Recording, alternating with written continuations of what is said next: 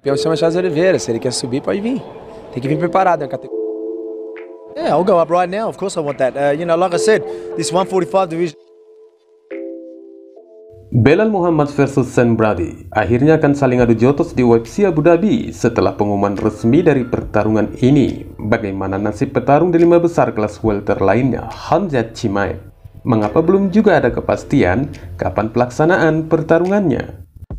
Kemudian ada Oliveira yang menyarankan kepada Alexander Volkanovski agar memikirkan kembali rencananya untuk masuk ke kawasan divisinya, karena dipastikannya itu akan berbahaya buat The Great.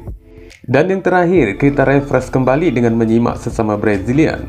Rafael dos Anjos menginginkan Oliveira jika menang melawan Rafael Fiziev.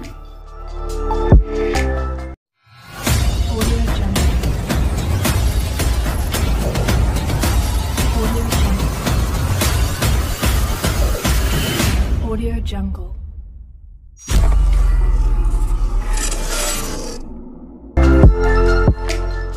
Dua petarung di kelas welter yang belakangan namanya semakin melonjak, Belal Muhammad dan Sean Brady, akan memulai saling serang setelah UFC menambahkan potensi mereka di UFC 281 yang akan digelar pada tanggal 22 Oktober di Etihad Arena di Abu Dhabi. Kedua petarung di kelas welter ini berharap siapapun pemenangnya maka akan bisa mengamankan perebutan gelar dari pemenang antara sang juara Kamaru Usman versus Leon Edwards di UFC 278 sebagai potensi pertarungan mereka selanjutnya. Belal membawa resume superior ke kontes, tidak terkalahkan dalam 9 pertarungan terakhirnya, dan dalam pertandingan terakhirnya ia telah mengalahkan pesaing papan atas Stephen Thompson dan Vicente Luque. Sementara Brady membawa rekor yang malah lebih mengesankan, sebagai petarung tak terkalahkan dengan catatan 15-0. Dan dalam pertandingan terakhirnya, ia mengalahkan Michael Chiesa melalui keputusan bulat untuk memperpanjang rekor UFC-nya menjadi 5 kemenangan beruntun. Dengan telah diumumkannya pertarungan Belal versus Brady ini, menjelaskan hanya menyisakan satu petarung lagi di 5 besar kelas welter, yakni Khamzat Chimaev, yang juga akan dipastikan bertarung dalam waktu dekat ini, meskipun belum ada pengumumannya secara resmi. Meski demikian, banyak para penggemar yang masih meyakini jika Khamzat tetap akan diikutsertakan untuk berangkat ke Abu Dhabi, karena biar bagaimanapun juga, UFC akan terus memperjuangkan 3 petarung muslimnya yang ikut berlayar ke sana seperti Islam Makhachev, Khamzat Chimaev, dan Belal Muhammad. Jika Belal sudah ditetapkan calon lawannya secara resmi, dan Islam meski belum ada calon lawan resminya, namun dipastikan akan berdansa di Abu Dhabi, lantas bagaimana dengan Khamzat Chimaev? Semula The Bronx bersedia melayani Belal Muhammad untuk pertarungan Oktober di Abu Dhabi. Namun UFC berkata lain karena lebih memilih kepada Sean Brady. Kemudian Khamzat juga menyatakan kesediaannya untuk melayani Nate Diaz pada Agustus mendatang. Namun potensi ini semakin mengecil meski masih ada peluang perubahan dari UFC, mengingat untuk Oktober telah diumumkan, ditambah lagi keinginan UFC agar Chimaev juga dibonceng ke Abu Dhabi. Bagaimanapun juga UFC akan memposisikan Nate Diaz sebagai cadangan jika harapan mereka untuk lawan yang lebih potensial bagi Chimaev memang tidak mungkin lagi dikerjakan. Faktor yang menjadikan UFC tampak sangat lambat menemukan Diaz dan Chimaev dimungkinkan karena ini merupakan pertarungan terakhir bagi petarung Stockton itu, yang bisa saja akan tampak seperti tidak ada beban bagi Diaz.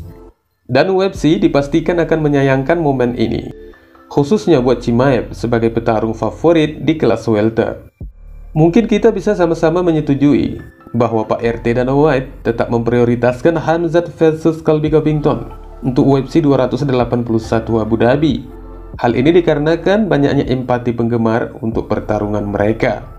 Presiden UFC Dana White awalnya menyarankan Colby Covington sebagai lawan Chimaev untuk pertarungan berikutnya setelah mengalahkan Gilbert Burns di UFC 273. Tapi Covington tidak pernah secara terbuka menanggapi rencana tersebut. Malah faktanya, The Chaos sama sekali tidak terlihat atau terdengar sejak Jorge Masvidal menyerangnya di luar restoran steak Miami Beach pada bulan Maret lalu. Sementara Dana White mengatakan kasus pengadilan kejahatan terhadap Masvidal karena menyerang Covington tidak akan menghentikan salah satu petarung itu untuk tetap bersaing. Meski demikian, ada kemungkinan Covington tidak akan kembali sampai kasus itu benar-benar telah diselesaikan. Ditambah lagi dengan dokumen pengadilan yang mengklaim Covington menderita cedera otak dalam serangan itu. Dan jika saja itu benar, kasus ini sangat memungkinkan The Chaos untuk tidak akan kembali lagi berdansa di oktagon, meski dalam kondisi kesepakatan apapun itu. Dari beberapa hal inilah sangat dimungkinkan sekali bahwa UFC masih menanti harapan mereka antara Khamzat Chimaev versus Colby Covington di UFC 281 Abu Dhabi. Dan jika tidak juga tercapai, Mimin hampir dapat memastikan jika akhirnya Khamzat akan dijodohkan secara paksa dengan Nate Diaz. Dos Anjos memang kini sedang berada di tengah-tengah perebutan gelar divisi 155 pound. Di saat dia memiliki pertarungan yang sulit akhir pekan ini melawan rival Fiziev di UFC Vegas 58. Meski sudah terbilang veteran, namun RDA masih ingin memperpanjang kecepatannya dengan harapan kemenangan melawan rival Fiziev dan menuju peluang meraih gelar melawan pesaing pertama divisi ringan, Charles Oliveira. Dos Anjos sebelum niatnya melawan Oliveira terpenuhi, petarung yang saat ini berusia 37 tahun itu masih sempat memberikan supportnya untuk sesama Brazilian dengan mengatakan, Oliveira sedang dalam momennya, ini semua tentang mentalitas. Charles Oliveira mendapatkan sikap mentalnya yang sangat tepat dan dia sangat percaya diri. Tetapi kita semua tahu dia telah tersingkir dalam pertarungannya. Namun, dia ada di momennya sekarang. Dia sangat percaya diri, dia dalam rentetan kemenangan yang bagus, ujar Dos Anjos mengungkapkan apa yang diketahuinya. Namun meski demikian, Dos Anjos percaya jika dia memiliki peluang bagus untuk mengalahkan Oliveira, sekaligus mencatat sejarah The Bronx menjadi selesai di dalam segi 8. Dan menurutnya, itu tidak akan seperti ketika Oliveira mengalahkan Tony Ferguson dan Dustin Poirier. Jika Anda melihat ketika dia menjatuhkan Dustin Poirier, Poirier hanya menangkapnya dan mencoba memakan waktu. Sepertinya dia putus asa saat dia berada di bawah. Saya bermain bagus di bawah. Saya sabuk hitam jiu-jitsu Brasil. Dan saya tahu bagaimana mengontrol pergelangan tangan dan bagaimana menjadi tenang di bawah. Dengan Justin Gaethje, dia langsung memberikan punggungnya dan begitu Anda masuk ke dalam pertarungan dan orang-orang ini langsung memberikan punggungnya. Itulah kesempatan cara Charles bermain dengan baik, ungkap Dos Anjos meyakinkan kemampuannya.